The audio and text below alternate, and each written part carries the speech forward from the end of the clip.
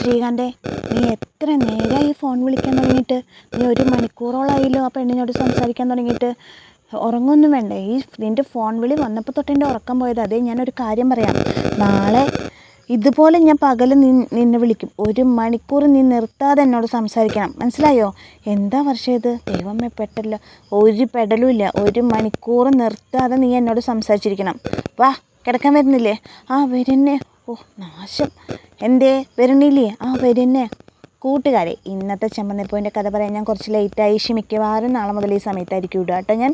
കാരണം എന്താണെന്ന് വെച്ചാൽ എനിക്ക് പകൽ കുറച്ച് തിരക്കാണ്. ഒരു കുഞ്ഞുവാവി ഉണ്ട്, അതിനെ നോക്കണം. അപ്പോൾ അത് കാരണം കൊണ്ട് കുറച്ച് തിരക്കുണ്ട്. അപ്പം ഞാൻ വൈകിട്ട് എനിക്ക് ഒഴിവുപോലെ ഇടാമെന്ന് വിചാരിക്കുമ്പോൾ 2-3 ദിവസമായി എനിക്ക് വീഡിയോസ് ഇടാൻ പറ്റുന്നില്ല, ക്ഷമിക്കണം. അപ്പോൾ ഇന്നത്തെ ചെമ്പന്നിപ്പൂവിൻ്റെ കഥയാണ്. ഓൾറെഡി കഥയൊക്കെ ടി വിയിൽ വന്നിട്ടുണ്ടാവും, നിങ്ങൾക്ക് കണ്ടവരുണ്ടാവും, എന്നാലും ക്ഷമിക്കുക. അങ്ങനെ രേവതിയുടെ എന്താ പറയുക, രേവതിയുടെ തലയിൽ കെട്ടാണല്ലോ. ആ കെട്ട് കണ്ടിട്ട് വർഷി ശ്രീകാന്തും വന്നിട്ട് ചോദിക്കുകയാണ്, എന്താ രേവതി ചേച്ചി പറ്റിയെന്ന് ചോദിക്കുമ്പോൾ പറയാണ്, പഴത്തൊലിയിൽ ചവിട്ടി വീണതാണെന്ന് പറയാണ് സച്ചി. പഴത്തൊലിയിൽ ചവിട്ടിയത്? അതെ, നീയല്ലേ വണ്ടിയിൽ നിന്ന് വീണതാ? പറഞ്ഞാൽ ആ വണ്ടി നിർത്തുന്ന സമയത്ത് പഴത്തൊലി ചവിട്ടി വീണത് അച്ഛാന്ന് പറയാണ്. എന്നിട്ട് സ്കാൻ ചെയ്തോ ഏട്ടാ പറയുമ്പോൾ പറയാണ്, ആ സ്കാൻ ചെയ്തപ്പോൾ അതിൽ എല്ലാ ടെസ്റ്റുകളും ചെയ്തു. സ്കാൻ ചെയ്തപ്പോഴാടാ മനസ്സിലായത് ഇവളുടെ തലയിൽ ഒന്നുമില്ലയെന്ന്. തലയിലൊന്നുമില്ലെന്ന്? ഒരു കുഴപ്പമില്ലടാ എന്ന് പറയാനിങ്ങനെ സച്ചി. അപ്പോൾ വർഷയും ഇങ്ങനെ സംസാരിച്ച്, ചേച്ചി കുഴപ്പമൊന്നുമില്ല എന്നൊക്കെ ചോദിച്ച് സംസാരിക്കേണ്ട ഇടയിൽ ചന്ദ്രമതി ശ്രുതി എന്നകത്തുനിന്ന് വിളിക്കുകയാണ്. അത് കേൾക്കുമ്പോൾ വർഷ പറയാണ്, ചേച്ചി ആൻറ്റി വരണിട്ട്. അപ്പോൾ ചന്ദ്രമതിയുടെ മുമ്പിൽ ഇവർ ശത്രുക്കളാണല്ലോ. അപ്പോൾ ചന്ദ്രമതി വരുമ്പോൾ പറയാണ്, നിങ്ങൾക്ക് അങ്ങനെ തന്നെ വേണം. എനിക്ക് തോന്നുന്നു നിങ്ങളുടെ തലയിൽ ഇതിന് കുഴപ്പമൊന്നുമില്ല എന്ന് എനിക്ക് തോന്നുന്നത്. നിങ്ങൾ അഭിനയിച്ച് കെട്ടിക്കണമെന്നാണ് എനിക്ക് തോന്നണത്. എനിക്കറിയില്ല നിങ്ങളുടെ ഉദ്ദേശം എന്താണെന്ന്. എനിക്ക് തോന്നിയില്ല നിങ്ങൾക്ക് മുറിവൊക്കെ ഉണ്ട് എന്നൊക്കെ പറഞ്ഞിട്ട് വർഷ രേവതിയോട് ചൂടാവും. അപ്പോൾ രേവതി പറയാണ്, എനിക്ക് നിന്നെ ബോധിപ്പിക്കേണ്ട ആവശ്യമൊന്നുമില്ല, എനിക്ക് നുണ പറയേണ്ട ആവശ്യമൊന്നുമില്ല. എനിക്കറിയാം നിങ്ങൾ പണിയാൻ മടിച്ചിട്ടില്ല ഇതും കെട്ടിയിട്ട് നടക്കണ. പക്ഷേ എനിക്കതിൻ്റെ ആവശ്യമില്ല എന്നൊക്കെ പറയുമ്പോൾ, നിങ്ങൾ നല്ലോണം അഭിനയിക്കുക എന്നൊക്കെ പറയുമ്പോൾ ചന്ദ്രമതി വന്നിട്ട് പറയാണ്, ശരിയാ മോളെ, അവൾ നല്ലോണം അഭിനയിക്കുക. കാരണം എന്താണെന്നറിയോ, നമുക്കറിഞ്ഞൂടെ അവൾ നല്ലൊരു നടിയാണെന്ന്. അവളിവിടെ അഭിനയിച്ചുകൊണ്ടിരിക്കുകയല്ലേ. പറയുമ്പോൾ സച്ചി പറയണം, രേവതി നിനക്ക് ഏറ്റവും നല്ല അവാർഡാണ് കിട്ടിയേക്കുന്നത്. ഒരു നന്നായി അഭിനയിക്കുന്ന ഒരാൾക്കല്ലേ മറ്റൊരാളെ ഇങ്ങനെ പുകഴ്ത്തി സംസാരിക്കാൻ പറ്റുള്ളൂ. ഏറ്റവും നല്ല നടിയുടെ അടുത്തു നിന്നുള്ള അവാർഡാണ് നിനക്ക് കിട്ടിയേക്കണത് പറയുമ്പോൾ ചന്ദ്രമതിക്ക് ദേഷ്യം വരാണ്. അങ്ങനെ അത് കഴിഞ്ഞിരിക്കുന്ന സമയത്ത് പെട്ടെന്ന് ശ്രുതി കയറി വന്നപ്പോൾ ചോദിക്കണം, മോളെ നീ എവിടേക്കാണ് പോയി ചോദിക്കുമ്പോൾ, ഞാൻ അന്ന് അമ്പലത്തിൽ പോയത് ആൻറ്റി, അവിടെ ഒരു സ്വാമീനെ കാണാൻ പോയതാണ്. എന്താ ആൻറ്റി പ്രസാദം എന്ന് പറഞ്ഞിട്ട് ചന്ദ്രമതിക്ക് പ്രസാദം തൊടിയിക്കുകയാണ്. അപ്പോൾ ഞാൻ എല്ലാവരെയും പറ്റി നോക്കിച്ചു ആൻറ്റി, രേവതിനെ പറ്റി നോക്കിച്ചപ്പോൾ രേവതിക്ക് ഇപ്പോൾ കഷ്ടകാലം എന്നാണ് പറഞ്ഞത് എന്നൊക്കെ പറയുകയാണ്. അപ്പോൾ സച്ചി പറയുകയാണ്, രേവതിയെ കാണാതെ എങ്ങനെ അയാൾ രേവതിക്ക് കഷ്ടകാലം എന്ന് പറയും? ഞാൻ വിവരങ്ങളൊക്കെ പറഞ്ഞപ്പോൾ നോക്കിയതാണ്, അപ്പോൾ പറഞ്ഞതാണ് എന്നൊക്കെ പറയുകയാണ് ശ്രുതി സച്ചിയോട്. പിന്നെ പാർലറേട്ടത്തിൽ ഇതിലെന്തോ കണ്ടുണ്ട്, അതുകൊണ്ട് എങ്ങനെയൊക്കെ പറയുമ്പോൾ നീ വേണമെങ്കിൽ വിശ്വസിച്ചാൽ മതി സച്ചി, അത് അനുഭവത്തിൽ വരുമ്പോൾ നീ പഠിച്ചോളും പറയണം. അപ്പോൾ ചന്ദ്രമതി പറയും, ഇന്നത്തെ കാലത്ത് ആർക്കും നന്മ ചെയ്തിട്ട് കാര്യമില്ലേ മോളെ, അവരെന്താ ചെയ്തോട്ടെ, നീ ഇങ്ങോട്ട് പോരെന്ന് പറഞ്ഞിട്ട് അങ്ങനെ ചന്ദ്രമതി പോവാണ്. അപ്പോൾ സച്ചിയോട് ശ്രുതി പറയും, ഞാനിപ്പോൾ പറഞ്ഞു, നീ കേട്ടു, നീ നോക്കിക്കോ, ഇത് നാളെ ഇതിൻ്റെ അനുഭവത്തിൽ വരുമ്പോൾ നീ പഠിച്ചോളും പറയുമ്പോൾ സച്ചി പറയും, രേവതിയോട് പറയും, പാർലറേട്ടത്തിൽ എന്തോ ചെയ്യാൻ ഉദ്ദേശിച്ചിട്ട് തോന്നുന്നു, അതിൻ്റെ മുന്നോടിയാണ് ഈ സംസാരം എന്ന് എനിക്ക് തോന്നണമെന്നൊക്കെ പറയും. അപ്പോൾ വർഷ പറയും, അന്ധവിശ്വാസങ്ങൾ കാണിക്കല്ലേ ശ്രുതി ചേച്ചി, ഓരോരുത്തർ പറയണ കള്ളത്തരങ്ങളും കേട്ടിട്ട് ഇവിടെ വന്നിട്ട് അതിന്മേൽ തുള്ളാൻ നിൽക്കുകയാണോ എന്നൊക്കെ ചോദിക്കുമ്പോൾ ശ്രുതി പറയും വർഷയോട്, പക്ഷേ അങ്ങനെ ഇപ്പോൾ എല്ലാവരും കള്ളത്തരം കാണിക്കുന്നവരാന്ന് അറിയണമെന്നില്ലല്ലോ, ചിലർ നല്ലവരുണ്ടല്ലോ, നീ അത് വിചാരിക്കേണ്ട, ഞാൻ എൻ്റെ വിശ്വാസം പറഞ്ഞൊന്ന് മാത്രം വിശ്വസിക്കുന്നവർക്ക് വിശ്വസിക്കാം, അല്ലാത്തവർ വിശ്വസിക്കേണ്ട പറയാണ്.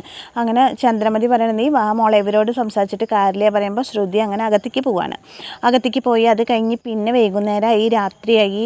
രേവതി ഇങ്ങനെ ആലോചിച്ചിരിക്കുമ്പോൾ സച്ചി വന്നിട്ട് ചോദിക്കുക, എന്താ രേവതിയെ നീ ഇങ്ങനെ ആലോചിക്കുന്നത് ചോദിക്കുമ്പോൾ പറയാണ്, സച്ചിയേട്ടാ ശ്രുതി പറഞ്ഞത് കേട്ടപ്പോൾ മുതൽ മനസ്സിലേക്കൊരു വേദന, എന്തോ ഒരു കഷ്ടകാലം വരുന്നുണ്ട് തോന്നുന്നു എന്നൊക്കെ ഇങ്ങനെ പറയാണ്. പിന്നെ കഷ്ടകാലം പാർലറേട്ടത്തിൽ എന്തോ പ്ലാൻ ചെയ്തിട്ടുണ്ട്, അതുകൊണ്ടാണ് അവളിങ്ങനെയൊക്കെ പറഞ്ഞത് എന്നൊക്കെ പറയാണ്. നീ അതൊന്നും ആലോചിച്ചിട്ട് ടെൻഷൻ അടിക്കണ്ട, നീ വാ വന്ന് കിടക്കാൻ നോക്കുക പറയാണ്. അങ്ങനെ അവർ രണ്ടുപേരും ഹാളിൽ കിടന്നിട്ട് രേവതി ഇങ്ങനെ സച്ചിയുടെ മേത്തേക്ക് കൈയൊക്കെ എടുത്ത് വെക്കുമ്പോൾ പറയണം, ഉറങ്ങിക്കോട്ടോ എന്ന് പറഞ്ഞിട്ട് സച്ചി ഇങ്ങനെ അവളെ ആശ്വസിപ്പിക്കുകയാണ്. അങ്ങനെ അവർ കിടന്ന് ഉറങ്ങുകയാണ്. അവർ ഉറങ്ങിയെന്ന് ഉറപ്പാകുമ്പോൾ പാർലറേട്ടത്തിൽ കോണി ഇറങ്ങിയിട്ട് വരികയാണ്. സച്ചി ഉറങ്ങിയിട്ടുണ്ടെങ്കിൽ ഇപ്പം തന്നെ ഫോൺ എടുക്കണം, എന്നിട്ട് അതിലത്തെ വീഡിയോ ആൻ്റണിക്ക് അയച്ചു കൊടുക്കണം എന്ന് പറഞ്ഞിട്ട് പാർലറേട്ടത്തിൽ നോക്കണ സമയത്ത് പെട്ടെന്ന് എന്താ ഉണ്ടാവുകയെന്നറിയോ, ശ്രീകാന്തിൻ്റെ റൂമിൽ ഫോൺ അടിക്കും. ശ്രീകാന്തിൻ്റെ റൂമിൽ ഫോൺ അടിക്കുമ്പോൾ ശ്രീകാന്ത് നോക്കുമ്പോൾ വേറെ ആരെയല്ല, ശ്രീകാന്തിൻ്റെ മുതലാളിയുടെ മോള് പ്രിയയാണ്. ഹലോ എന്താ മാഡം ചോദിക്കുമ്പോൾ പറയും, ശ്രീകാന്തിന് ബുദ്ധിമുട്ടായോ, ഞാനൊരു കാര്യം പറയാൻ വേണ്ടിയിട്ടാണെന്ന് പറയും. അപ്പോൾ എന്താ ചോദിക്കുമ്പോൾ പറയും, ശ്രീകാന്തേ, ഞാൻ ഒരു പുതിയ റെസിപ്പി കണ്ടുപിടിച്ചു, അതൊന്ന് നിന്നോട് ഷെയർ ചെയ്യണമെന്ന് തോന്നി പറയും. അപ്പോൾ ശരി പറഞ്ഞോളൂ എന്താ മാഡം പറയുമ്പോൾ എന്നെ മാഡം എന്ന് വിളിക്കേണ്ട, എന്നെ പ്രിയ എന്ന് വിളിച്ചാൽ മതി പറയാണ്. ശരി, ഇനി തൊട്ട് ഞാൻ അങ്ങനെ വിളിച്ചോളാം.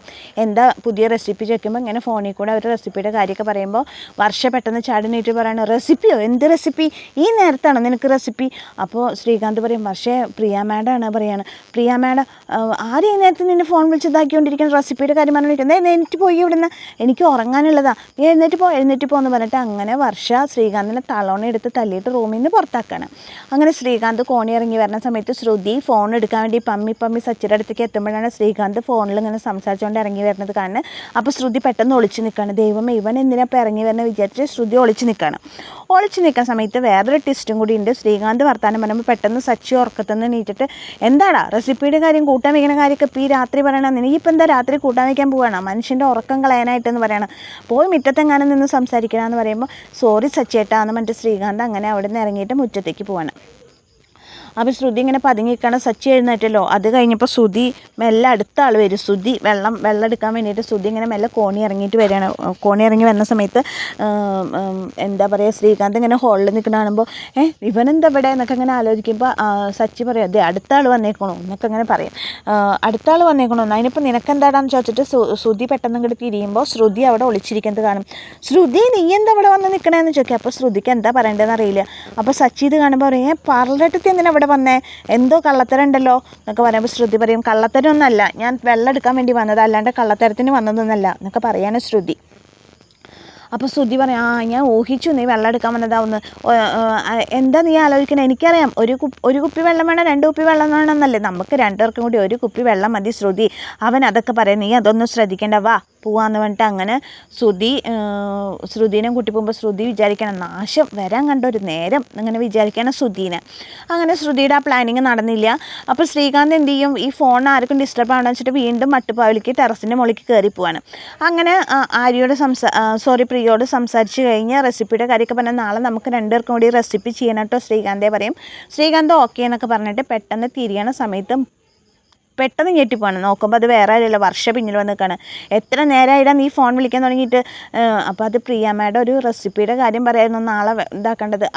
ഓക്കെ, നിൻ്റെ ഫോൺ വിളി കാരണം എൻ്റെ ഉറക്കം പോയി. ഒരു കാര്യമുണ്ട്, നാളെ ഞാൻ പകൽ നിന്നെ വിളിക്കും, ഇങ്ങനെ 1 മണിക്കൂർ നീ നിർത്താതെ എന്നോട് സംസാരിച്ചുകൊണ്ടിരിക്കണം. എന്താ വർഷം ഇത്? അതന്നെ ഞാൻ പറഞ്ഞത്, നിർത്താതെ 1 മണിക്കൂർ എന്നോട് സംസാരിച്ചുകൊണ്ടിരിക്കണം, ഫോൺ കട്ട് ചെയ്യാതെ. അപ്പോൾ ഈശ്വര നാശം എന്നിങ്ങനെ വിചാരിക്കണം ശ്രീകാന്ത്. അപ്പോൾ എന്താ വരികയില്ലേ നീ ഉറങ്ങാൻ? വരുന്നേ പറയും. അപ്പോൾ വർഷം നടക്കുമ്പോൾ ശ്രീകാന്ത് ഒന്നും കൂടി തമ്പിട്ട് വെക്കുമ്പോൾ, വരുന്നില്ലേ? അതേ വന്നു എന്ന് പറഞ്ഞിട്ട് ശ്രീകാന്ത് അങ്ങനെ പിന്നാലെ പോവാണ്. അങ്ങനെ ശ്രുതിയുടെ പ്ലാനിങ് ഒന്നും നടന്നില്ല കേട്ടോ. അത് കഴിഞ്ഞ് പിന്നെ പിറ്റേ ദിവസമായി രേവതി അടുക്കളയിൽ കയറി ഫുഡൊക്കെ ഉണ്ടാക്കണം. അപ്പോൾ സച്ചി വന്നിട്ട് ചോദിക്കും, രേവതി നിന്നോടല്ലേ ഞാൻ പറഞ്ഞത് റെസ്റ്റ് എടുക്കാൻ, നീയിപ്പോൾ ഇതെന്താ അവിടെ ചെയ്യണേ? ഞാൻ കറി ഉണ്ടാക്കുക, നിന്നോട് ഞാൻ പറഞ്ഞില്ല അടുക്കളയിൽ കയറണ്ട, നിനക്ക് തലയ്ക്ക് മുറിവുള്ളല്ലേ രേവതി, നിന്നോട് ഞാൻ റെസ്റ്റ് എടുക്കാൻ പറഞ്ഞതല്ലേ. പിന്നെ ഇതൊക്കെ ആര് ചെയ്യോ സച്ചിയേട്ടാ? അമ്മ പറഞ്ഞില്ലേ അടുക്കളയിൽ കയറാന്ന്, എന്നും അമ്മ കയറുമോ? ഒരു ദിവസം എങ്ങാനും അമ്മ കയറുമെന്ന് വെച്ചിട്ട് എന്നും അമ്മ കയറുമോ? എന്താ സച്ചിയേട്ടാ പറഞ്ഞാൽ മനസ്സിലാവാത്തത്? ഇതിപ്പോൾ എന്തായാലും ഞാൻ ചെയ്യേണ്ട ജോലിയല്ല, എനിക്ക് കുഴപ്പമൊന്നുമില്ല, ഞാൻ ചെയ്തോളാം. ഇത് കഴിഞ്ഞിട്ട് വേണം എനിക്ക് പൂവിക്കാൻ പോകാം. പൂവിക്കാനോ? നീ 2 ദിവസം പുറത്തേക്ക് ഇറങ്ങണ്ട. പിന്നെ 2 ദിവസം പുറത്തേക്ക് ഇറങ്ങാൻ നിന്ന് എൻ്റെ ഓർഡറുകളൊക്കെ ആര് കൊടുക്കും? അപ്പോൾ സച്ചി പറയാണ്, അത് 2 ദിവസം നീ ഓർഡർ എടുക്കണ്ട, നിൻ്റെ തലയ്ക്ക് വയ്യാത്തല്ലേ, നീ റെസ്റ്റ് എടുക്കുക. അതൊന്നും പറ്റില്ല. അപ്പോൾ നിനക്ക് നീ പൂമാലയൊക്കെ കെട്ടിയിട്ട് നീ എപ്പോൾ കൊണ്ടു കൊടുക്കാനാ? മാലയൊക്കെ ഞാൻ രാവിലെ 4 മണിക്ക് തന്നെ എഴുന്നേറ്റ് കെട്ടി. നീ 4 മണിക്ക് എഴുന്നേറ്റോ? സജ്ജേട്ടൻ ട്രിപ്പ് പോണ സമയത്ത് ഉറക്കത്തിൽ പെട്ടാലോ എന്ന് വിചാരിച്ചിട്ട് ഞാൻ എന്ത് ചെയ്യാറുണ്ട്, ഞാൻ രാത്രി ഉറങ്ങാറില്ല, സച്ചേട്ടന് ചായ ഉണ്ടാക്കി തരണ്ടേന്ന് വിചാരിച്ചിട്ട്. അയ്യോ ഞാൻ അറിഞ്ഞില്ലല്ലോ നീ എഴുന്നേറ്റത്. അത് തന്നെയാണ് ആണുങ്ങളും പെണ്ണുങ്ങളും തമ്മിലുള്ള വ്യത്യാസം. ഇപ്പോൾ മനസ്സിലായില്ലേ? എനിക്ക് ഭയങ്കര ടെൻഷനാണ് സച്ചേട്ടൻ ട്രിപ്പ് പോകുമ്പോൾ, സച്ചേട്ടൻ ഒരു ഗ്ലാസ് ചായ തരാതെ എങ്ങനെ വിടുക എന്ന് വിചാരിച്ചിട്ട്. അപ്പോൾ ഞാൻ ഉറങ്ങാതെ കാത്തിരിക്കും. ഇപ്പം ഞാൻ എഴുന്നേറ്റൊന്നും സച്ചേട്ടൻ അറിഞ്ഞില്ലല്ലോ. അതാണ് നമ്മൾ 2 പേരും നമ്മളുടെ വ്യത്യാസം. രേവതി നീ ഒന്ന് റെസ്റ്റ് എടുക്കുക. രേവതി നീ ഇങ്ങനെ ഓടിച്ചാടി റെസ്റ്റ് എടുക്കുക. രേവതി നീ ഒറ്റയ്ക്ക് എങ്ങനെ സ്കൂട്ടി ഓടിച്ചിട്ട് പോയി തലയിൽ കെട്ടും വെച്ചിട്ട്? ഒരു കാര്യം ചെയ്യും, ഞാൻ ഓടിക്കാം നിൻ്റെ സ്കൂട്ടി, നമുക്ക് 2 പേർ കൂടി പൂവിക്കാൻ പോവാം. അപ്പോൾ ഇത് കേട്ട് വരുന്ന വർഷ പറയാണ്, അത് നല്ല ഐഡിയ, 2 പേരും കൂടി പോകുമ്പോൾ അത് ജോളി ട്രിപ്പാവും. അപ്പോൾ രേവതി പറയണ, എന്നിട്ട് എൻ്റെ അടുത്ത് നിന്ന് ഡ്രൈവറുടെ കാശ് മേടിക്കാനല്ലേ, അപ്പോൾ കാർ ആരോടിക്കും? കാർ ഓടിക്കണ്ട, എനിക്ക് നീ വാടക തന്നാൽ മതി. എൻ്റെ വാടക കിട്ടിയിട്ട് സച്ചേട്ടൻ മേടിച്ച് തന്നെയാണെന്നൊക്കെ പറയാൻ രേവതി. അപ്പോൾ ഇത് കേൾക്കുമ്പോൾ വർഷ പറയണം, അതെ വാടക കൊടുത്താൽ മതി, 2 എണ്ണം കൂടി എൻ്റെ അടുത്ത് നിന്ന് മേടിക്കും, മിണ്ടാതെ അവിടെ എവിടെയെങ്കിലും ഇങ്ങനെ പോയിരുന്നോ എന്ന് പറയാണ് രേവതി വർഷയോടും സച്ചിയോടും. ഈ സമയത്ത് വീണ്ടും കള്ളനെ പോലെ പമ്മി ശ്രുതി സച്ചിയുടെ ഫോൺ കൈകളൊക്കെ അങ്ങനെ തക്കം പാർത്ത് നിൽക്കുകയാണ്. ഫോൺ ഇങ്ങനെ സച്ചിയുടെ കാണിക്കുന്നുണ്ട്, പക്ഷേ ശ്രുതി എടുക്കണില്ലേ എന്ന് കാണിക്കില്ല. ശ്രുതി ഇങ്ങനെ അതിലേക്ക് ഇങ്ങനെ നോട്ടിട്ട് നിൽക്കുന്ന ഭാഗമാണ് കാണിക്കുന്നത്. പിന്നെ കാണിക്കേണ്ടത് പ്രണയ രംഗങ്ങളാണ്. അതായത് സച്ചി രേവതിയും കൂടി സ്കൂട്ടിയിൽ പൂ വിൽക്കാൻ പോവാണ്. സച്ചിയാണ് വണ്ടി ഓടിക്കുന്നത്, രേവതി പിന്നിലുണ്ട്. അവരുടെ ഒരു പ്രണയ മനോഹര നിമിഷങ്ങളാണ് പിന്നെ ക്ലൈമാക്സ് ആയിട്ട് കാണിക്കുന്നത്. സച്ചി പറയേണ്ടത്, രേവതി നിന്നെ എല്ലാവർക്കും എന്ത് ഇഷ്ടമാണ്, എന്ത് സ്നേഹത്തോടെ നിന്നോട് പെരുമാറണം, അതേ ചിരിച്ച മുഖത്തോടുകൂടി അങ്ങോട്ട് സംസാരിക്കും, ഇങ്ങോട്ടും അതുപോലെ തന്നെ സച്ചിയേട്ടൻ ഉണ്ടാവുക എന്നൊക്കെ പറയണം. അങ്ങനെ അവരുടെ പ്രണയ നിമിഷങ്ങളാണ് വണ്ടിയിലേട്ടോ. ആ ഒരു ക്ലൈമാക്സിലാണ് ഇന്നത്തെ ചെമ്പന്നിപ്പ് അവസാനിക്കുന്നത്. അപ്പോൾ ഞാൻ വീണ്ടും പറയാം, എൻ്റെ കഥ കേട്ട് ഇഷ്ടപ്പെട്ട കൂട്ടുകാരെൻ്റെ ചാനലൊന്ന് ലൈക്ക് ചെയ്യുക, ഷെയർ ചെയ്യുക, സബ്സ്ക്രൈബ് ചെയ്യുക. അപ്പോൾ എല്ലാവർക്കും താങ്ക്